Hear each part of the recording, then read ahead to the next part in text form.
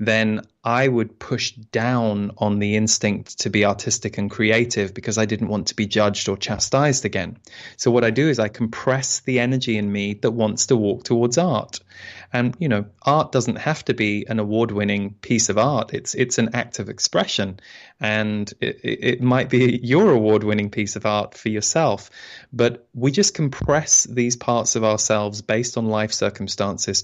And so the gift of looking at what we might call our wounds or stuck areas is we get to bring those energies back into our life. So that's why I really love the exercises that the Z's have given me over the years and given other people, because I find when you go into that very intuitive, emotional, open state with either this kind of book or any work like this, you start to really open parts of yourself out again. And it can be emotional when you're doing it, but then you really start to become whole once more. And I know for me, my life path has definitely become richer as I have looked at each of those areas of my own life in turn and spent some time just, opening them out again or loving myself through them, because the biggest thing is us being kind to ourselves when those emotions come up. So many of us have turned on ourselves or not known how to be supportive. And, I certainly had a very destructive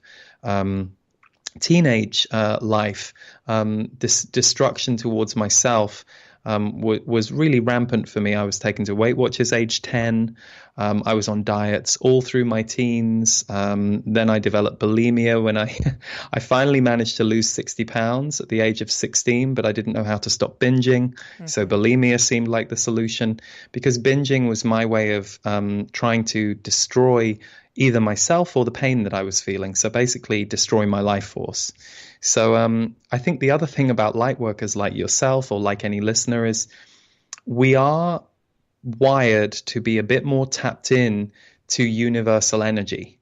And that doesn't mean you're always happy, but it does mean that you're more psychically attuned or more empathically attuned or more artistically attuned. And that's a lot of energy to manage sometimes, especially in a world where we're all designed to shut that down. So we're kind of, we're bonding with the collective and our community, but we're also bonding with other people's shutdown, and we learn to shut down. And so it's this very strange dance. But I am heartened by what I'm seeing today, which is a lot more people are unable to stay asleep at the wheel compared to, say, 20, 30, 40 years ago even. I would agree with that. Why do you think that is? Well, I mean, I really trust many of the prophecies that we have had for the last, from many of them coming from thousands of years ago, that this is a time of awakening on the planet and that 2012 would be a marker point. What the Z's say is that it's far bigger than just this planet. They say you're very focused on Earth and you're very focused on you as human beings who are going through a consciousness shift. But they say the whole universe is shifting and that this is a galactic happening. It's not just the planet Earth that this is taking place on. So they say, but you are in the eye of the storm. They say that one thing that is very unique to human beings and planet Earth is the level of emotion and the level of felt experience that we have. And they say it's very unique, it's very special. Now, of course, there might be some people listening going, "Oh God, I wish I felt less." And I get that. That's also a symptom of being someone who's awake or intuitive and sensitive, and that can be a gift, and it can also be a curse until you figure out how to balance yourself and create the life that you need that gives you enough harmony. Shielding is not a bad thing. Oh God, no. I mean, one of the things that I feel has been a very, I won't say a controversial teaching of mine, because I'm just one of, many, many people on the planet who is serving this kind of work. But I feel like a lot of people sometimes, especially going back about 8 years, would get very annoyed whenever I would be teaching about boundaries. Because you'd occasionally hear comments or see comments online of people going, well, we shouldn't have boundaries. We should just be open and flowing with the whole of life. And I'm like, yeah, that's a great endpoint. That's like saying that a runner should only run really fast for 2, 3 hours. A runner has normally worked up to that. A runner has trained their muscles, has figured out Yes. what they need. They don't just, start running and do a marathon. So what Some does try and none succeed. You know what? I'm going to have to interrupt you, Lee, because we have a 3-minute break that we need to Sure. take, and we'll be back in just a moment.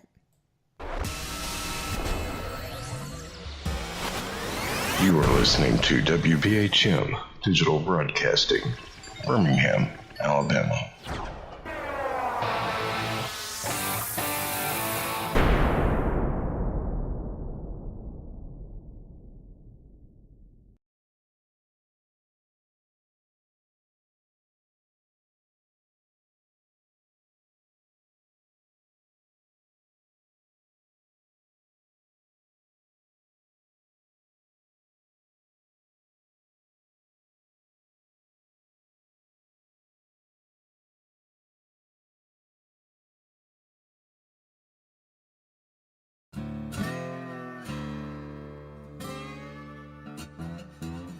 Oh, come on. I'm Southern, but... Nope. That'll do. Hello.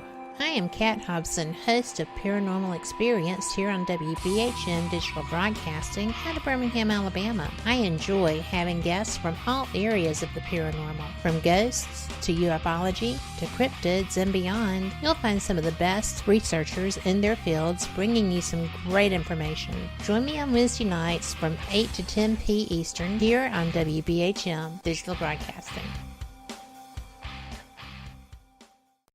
Son of a... Hey, son. Mother... Son, what are you doing? Hey, Mom. I'm getting ready to listen to Periscope Uncensored. By expanding your vocabulary. Well, it is uncensored. Son, the uncensored part of Periscope Uncensored is Jax and I getting down to brass tacks with all aspects of the paranormal. There's no fluff on our show. So, no off-color commentary?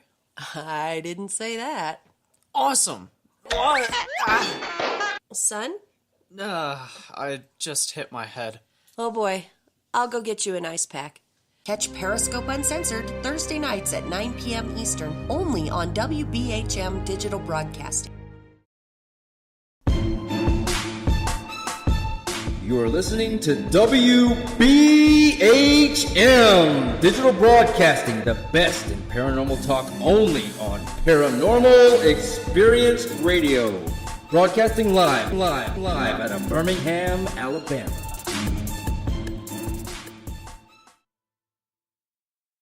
Thank you for listening to WBHM Digital Broadcasting out of Birmingham, Alabama. The time is 23 minutes after the hour.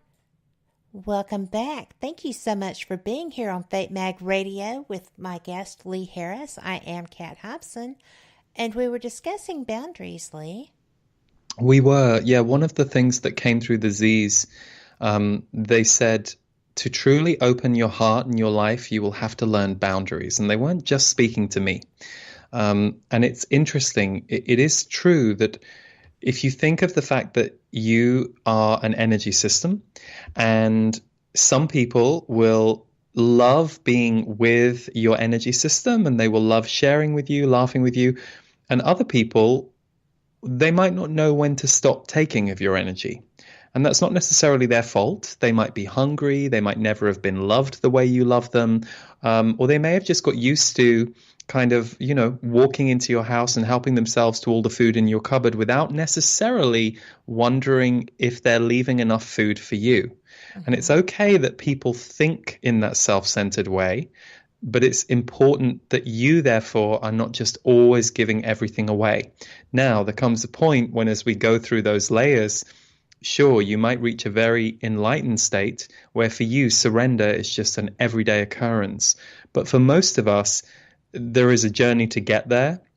And part of that can be knowing when to draw a boundary. And I know for me that boundaries were a long journey. But I have to say that the employment of my boundaries at the right moment has really enhanced my life in a way that my life was previously suffering. I found that too. And because I am a woman from the southern part of the United States, and we're supposed to always be gracious and do all the things and always sacrifice for our families and do whatever. Spiritually and emotionally and karmically, I have a hard time with boundaries.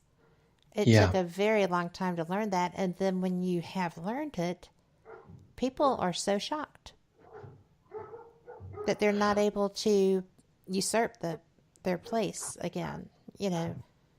And that is always the best gift about putting boundaries down. When you will notice it is the people who you probably most needed to boundary who will have the biggest reaction when you put a boundary down.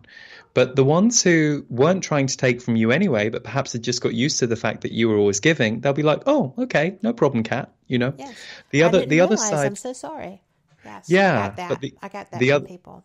The other side is the intuitive. I think because intuitives, healers, psychics, mediums, people who want to help and bring light and bring healing, because there is an openness to that realm, you can get lost in the highest potential of a reality. You can go, "Oh, well, I know he's a good person. I know if I just keep loving him, maybe he'll change." But there comes a point when you have to also be paying attention to what's the actual behavior that keeps occurring, not what you want to happen, not what you spiritually hope will happen, what's actually happening and playing out. Truth. Quite true. There is no way that you can take responsibility for someone's inability or unwillingness to change. You have to believe what they're saying and what you're seeing. It's very difficult sometimes, especially in an intimate relationship. It is, and it's a very delicate balance to kind of be with and sit with. But the more you do it, and the more you notice, shall we say, the really tricky areas, and you work on the trickiest areas or the trickiest relationships or the most toxic relationships, it starts to shift you in all areas. So I always say, if you feel overwhelmed by boundaries, or if boundaries are something you know you need to employ, but you feel a little bit intimidated, practice what you're going to say. Practice how you're going to frame it to that person, and pick one that feels very doable. Don't just back away because you feel overwhelmed. Recognize that you can choose to say something differently or behave differently in ways that people will hear and they will receive. And if they don't, then they haven't got your best interests at heart anyway. And what you have to ask yourself is, are those the kinds of relationships you want to cultivate? And if they're the kinds of relationships you're stuck in, look at, where did this come from? My family, my parents, what part of me has got used to being treated this way? And what am I trying to show myself through this new person about my past and my history and what I need to heal? You know, the first time that I heard this conversation, similar to this conversation, I was in my 20s and had been having panic attacks, and I was talking to a psychologist who espoused the same theories.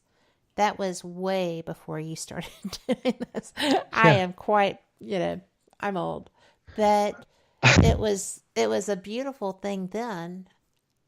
It was very hard to implement. It's very hard to continue to implement because you find those childhood attachments and thought processes continue. And it's just a bizarre thing. I find it bizarre. I think that's the interesting thing about our life. We go through life and there are these different things that come up at different ages, different patterns that emerge. We're all always a work in progress. I think that things are much quicker now than they used to be in terms of the speed of things. And you asked me earlier about this period that we're in right now and what the Z's have said about it. The one thing they talk about a lot, and I create these monthly energy update videos, which are free on YouTube. And there's also a written version of it, which you can see at my website. The one thing they have been saying for years is just the speed of energy and emotion and transformation now is like nothing any of us have ever experienced. So it means, You put something like boundaries under the